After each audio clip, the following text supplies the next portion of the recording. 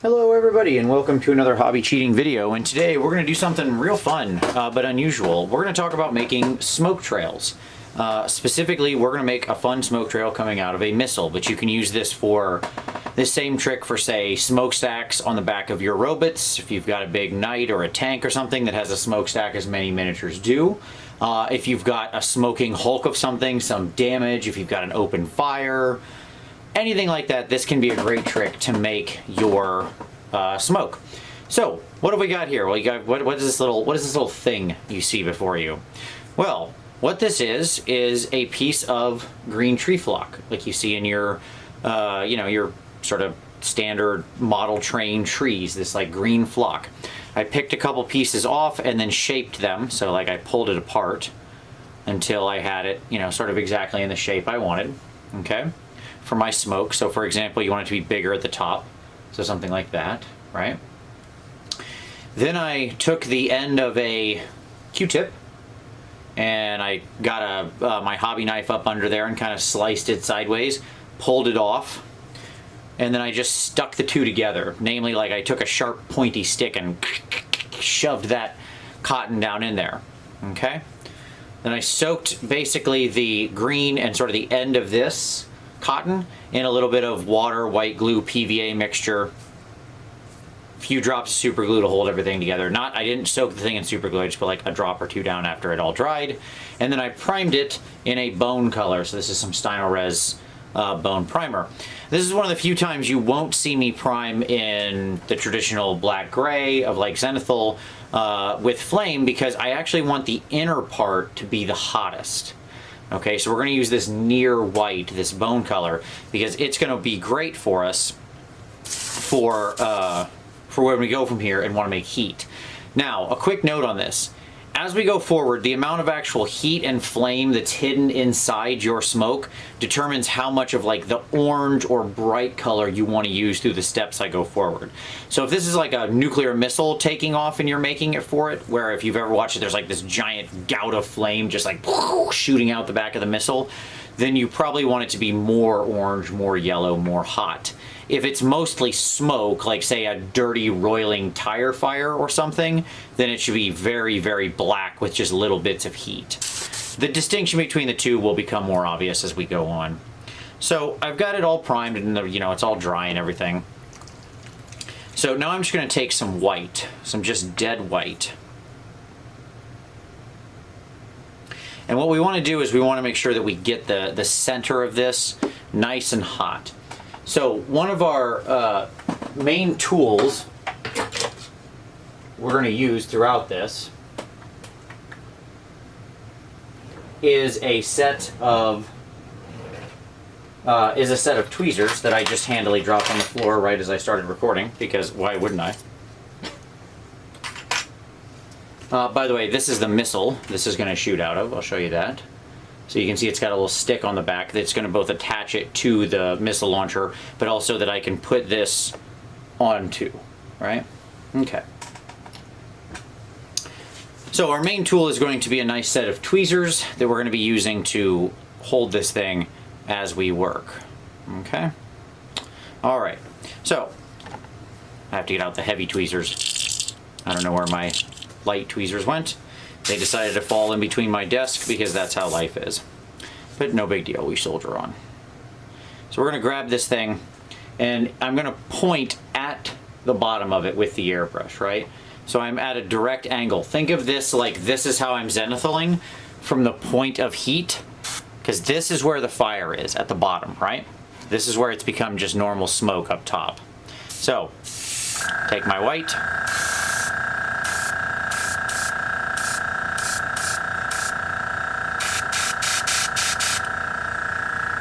Okay, so when you look at it like that, it looks very white. When you look at it like that, you still see a lot of the yellow.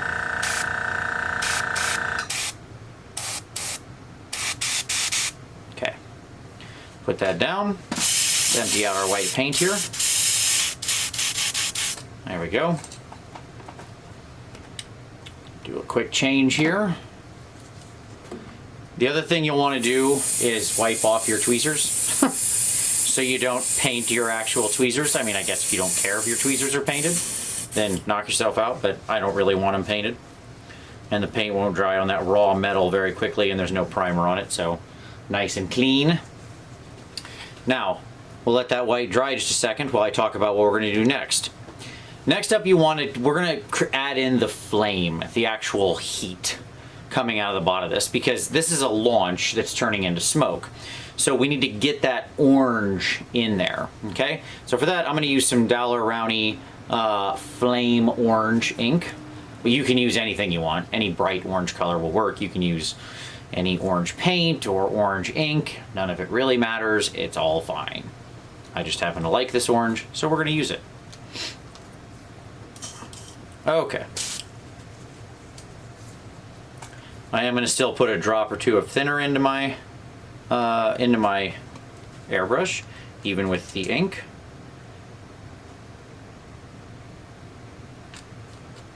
Okay. So now I got my orange in there. I'll backfill that to get that mixed in with the thinner. A little test. There we go. All right. So now we pick up our guy here. And again, from the same angle, so coming straight on from it.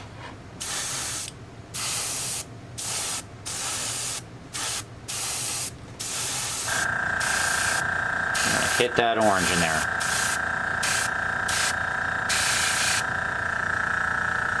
Okay. Now, on camera, I think that still looks pretty yellow. Right? But here, I don't know how well that shows up or not, but that's actually quite orange in real life. Just gonna get it nice and deep with that orange. Okay. So, empty out our orange. Done with that one. This is a fun little process that's actually, you know, quite quick and easy. So I really enjoy doing fun stuff like this with smoke. Usually if I have robots that have smokestacks and I want to show them like active or walking, this is a real fun way to do it. And it's easy. It just takes a few minutes. I mean, admittedly, this is all, I'm doing this part with an airbrush. By the way, if let's say you didn't have an airbrush, you say to me, well, Vince, I'd really like to do this, but I don't have an airbrush. Can I still do it? Yeah, sure. You could use like brush on primer for all this and then just actually shove paint in there with an old brush. It'd be fine. I'm doing it with an airbrush because it's quicker, not because it's essential. Okay? All right. So next up, we're going to take some good old-fashioned cold gray, our normal mid-tone on our zenithal. Just a nice stock, smoky, warm gray. Which is ironic, given that it's called cold gray. But it's actually not. It's one of the bigger lies in the Vallejo range. It's quite warm. It has brown in it. Not sure in what universe that's cold, but hey, whatever. Okay. Now this time, we're going to work from the opposite direction, okay? Because the gray is going to be where it's turning to smoke on the top. So I also want to hit this end stuff, but I don't want to soak the paint, so I have to be real careful. I don't want to soak the cotton. I want to get it painted, but I don't want it like so saturated that it loses its fluffiness. So I bring my airbrush way back.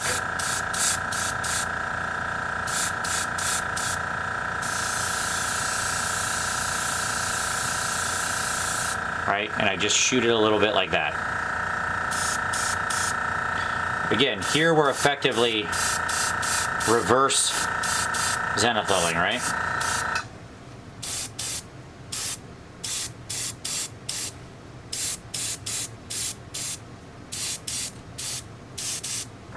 Okay. So now you can see how we've got some nice orange buried in there. We've got the gray coming in from the top. Alright, we roll it around.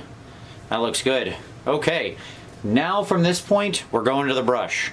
So, I'm going to pause here for a moment, turn us back over to the normal, let this all completely dry, and when we see you next, we'll be back at the normal painting desk, and we'll finish this up. It's nice and quick and easy. Alright, we're back over at the painting desk. Everything here is nice and dry. And you can see how we're starting to look like a little bit of a smoke trail already. But we've got more work we can do with a brush. So what I have here is 4 colors. I've got some Radom Tan, but any ivory or color will work. This is just a nice, I always say random tan. Random tan. Anyways, it's this nice bright white color. Any off-white, warm white will work. Got my orange ink from last time. And now we've got some Secret Weapon Rubber, which is a nice dark gray I really like. And we've got some just straight up game color black. Okay, and I found, hey, good news, I found my real tweezers. How about that? There we go, my nice small tweezers for working with this. Okay, so what we're gonna do here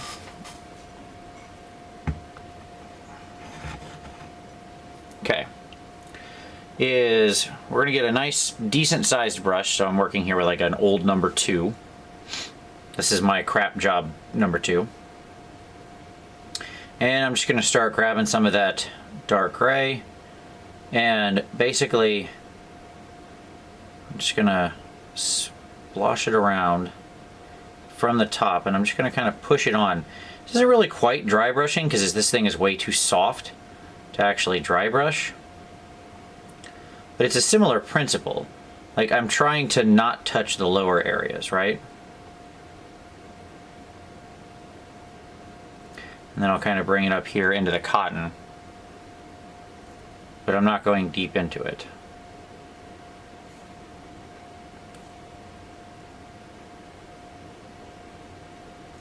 I'm just kind of dragging down.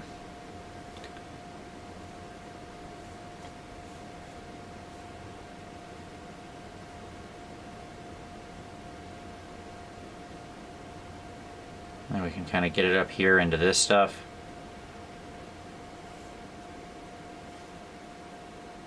We want it nice and solid up here.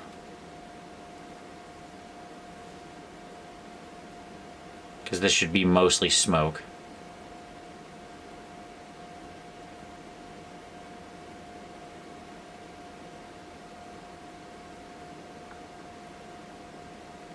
Okay. Cool. So now we've got something that looks like that. That. Okay. Good. Now we're going to grab our black. I didn't clean my brush, that way we get a little bit of the mixture here. And now at the top, where it's really turning, kind of in this area, before we're going to do it in the middle, it's going to turn very black. Right? Where it's all just smoke before it sort of fades.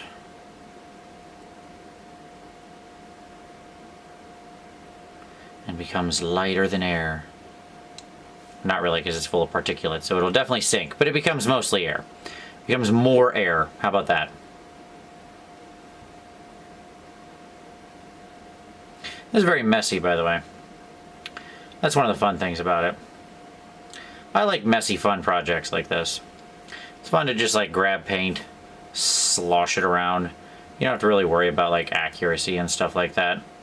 It's a nice stress reliever, things like this. Just like I said during my you know, my rusted vehicle, or my rusted metal tutorial. You know, like I like things that are sometimes lower stress. I find that if you only do stuff when you're painting that's high stress, it becomes very frustrating very quickly. Because you're always trying your absolute hardest. And that takes a lot of focus and attention and can wear you out, frankly. And some part of painting should be fun. It's supposed to be relaxing. You know, every day is a good day when you paint. Okay. So we're just, you can see I'm just hitting the tops, right? And so now we have something that's looking like that. Okay. All right. So the key, I have this white and orange and I haven't touched them yet. I'm going to rinse my brush here now because when I go to my light colors, I definitely want a nice clean brush. But at the same time, I'm going to switch to a smaller brush. There we go. Okay, so as that's drying, I'll talk about what we've got here. Right? What we've effectively got, if we look at it up close, is you can see we've got this hidden heat underneath there. Now, the very tip is going to be hidden, oops, the very tip is going to be hidden down in the missile, okay? So like, when I shove that in there, in that bottom, it's going to go, a little bit of it's going to get shoved down into that actual hook. But if I want to, what I can do now is I can go back and I can build up some of that inner heat. So I grab some of my random tan. Yes, I'm going to continue to use the wrong name. And I just stab it way down in there. The goal here is to stab it like nice and down deep in the thing. And this is the part where you can get your paint a little wetter so it almost acts like a wash. You want it to kind of flow into those recesses where you stab. Because you want the undersides to be the heat.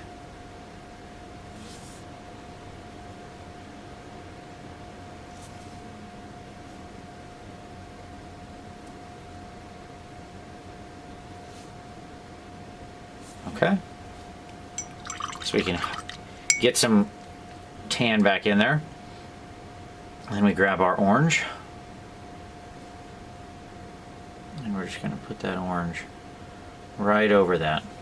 The orange is an ink, so it'll naturally run down into those lower areas without any kind of challenge. It's already very wet. It'll already go down in there. This is effectively cleaning up. Like, the airbrush is a somewhat indelicate tool for some of this, right? Because it doesn't give us the exact directionality we might want, or the exact detail, I should say, we might want. So we can more carefully place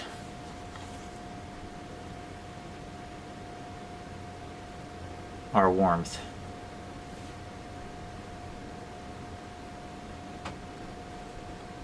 Just really get it down in there.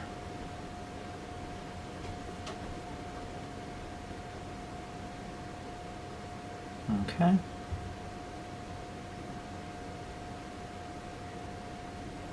Okay.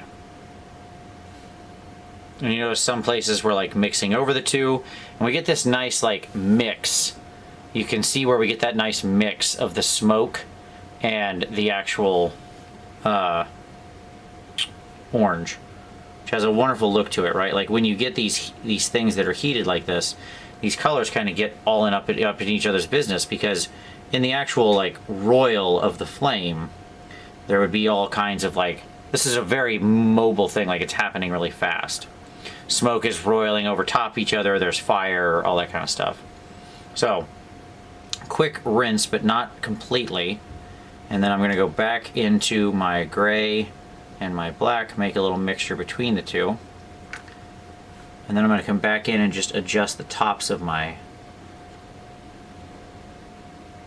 the tops of my smoke a little bit. Make sure that those higher level areas are nice and dark. We really want it to be mostly smoke.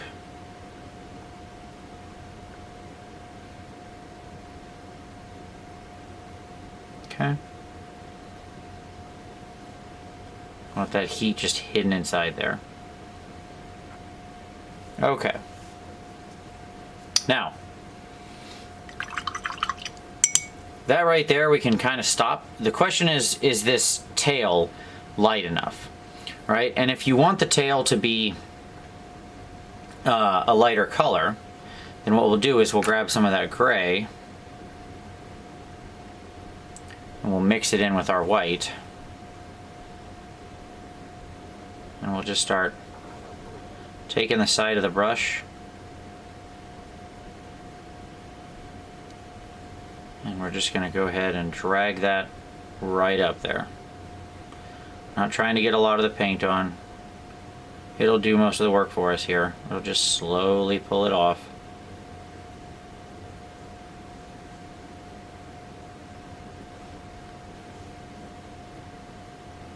And you can come back over the whole area, even the darker stuff you had from before. You get out of there, little broken piece. Sometimes pieces will fall off, that's okay. You can always reattach it if you want, using more super glue or not. doesn't really matter. It's not like there's some perfect shape to this that you're aiming at.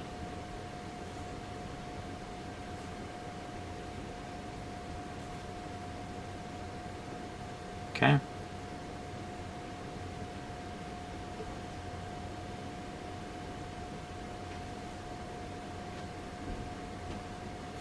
So we just keep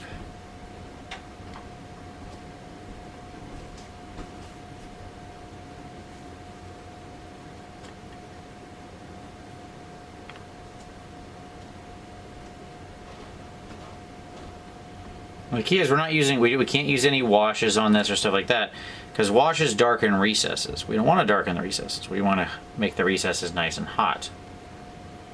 Okay, so now we let all that dry. You can see how we've got the nice hotter area underneath.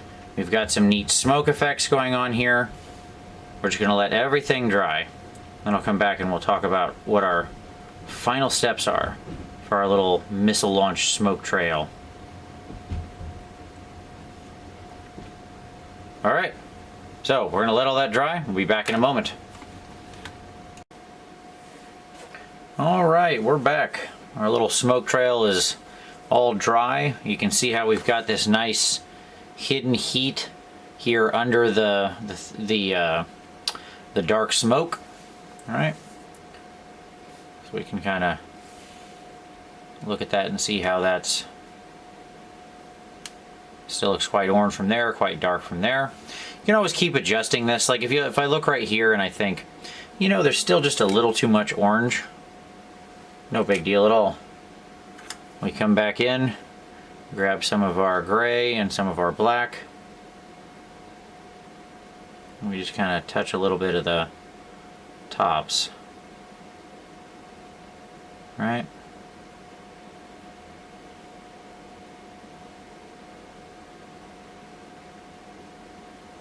If we want to get more orange down in there, sort of heat things back up, we can go back into our ink.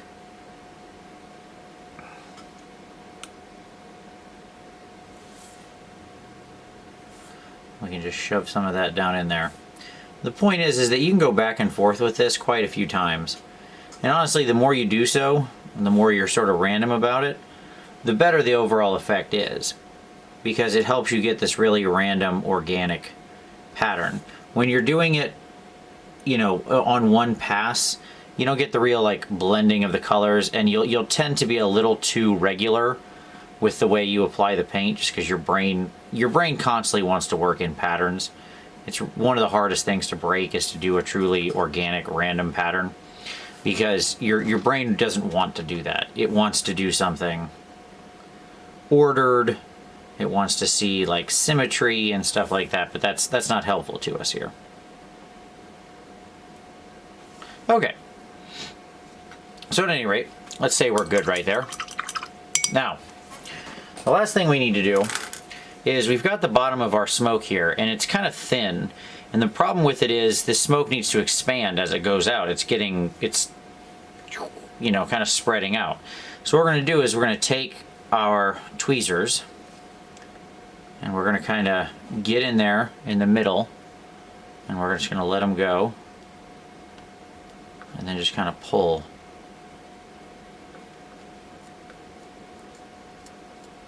The other thing this will do is naturally lighten it up. You don't just want to do this from one side, right? You want to just kind of slowly fluff this out. It's going to want to stick together because you got paint and stuff like that in it. That's okay.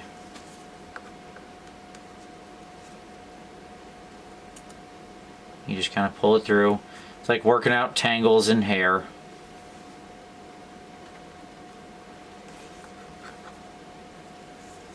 Okay.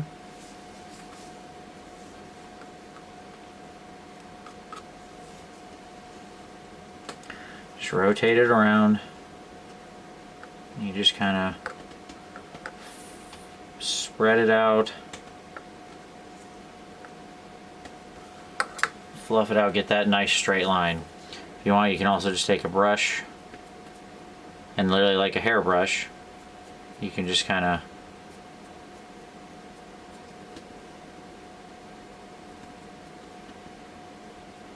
Okay.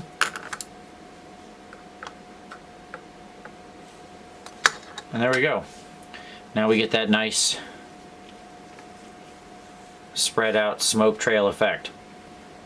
The final thing you want to do before you're all set is you want to make sure, like hair there. One of the challenges of having dogs. The final thing you want to do is basically get a nice coat of varnish on the thing, lock everything together. So we're just going to take some matte varnish and I'm going to spray it over here up. So I'm not going to spray this, so I'll do it out of the airbrush. But that's basically it. Then we just attach it to our missile with a little bit of glue down here at the bottom over the top, you know, like over this pin. And you can see then what we'll end up with is a nice little smoke trail. Just like that, where it looks like it's firing out of the bottom and ready to go crash into the enemies of the Emperor, or the Emperor himself, or the good guys, the bad guys, or whomever's firing your rocket. But there you go. That's how you make a little fun smoke trail. I'll throw a picture up at the very end with it attached to the missile so you can see what that looks like. But it's just, like I said, that's a fun little way to make smoke coming out of something. So there you go. Hope you liked that. If you did, give it a like. Subscribe for more hobby cheating. We have new videos here every week. As always, I appreciate you watching this one. Feel free to share this video if you know anybody who is maybe working on some robots and wants to see some smoking husks. Always a fun thing to do. But as always, thank you very much for watching, and we'll see you next time.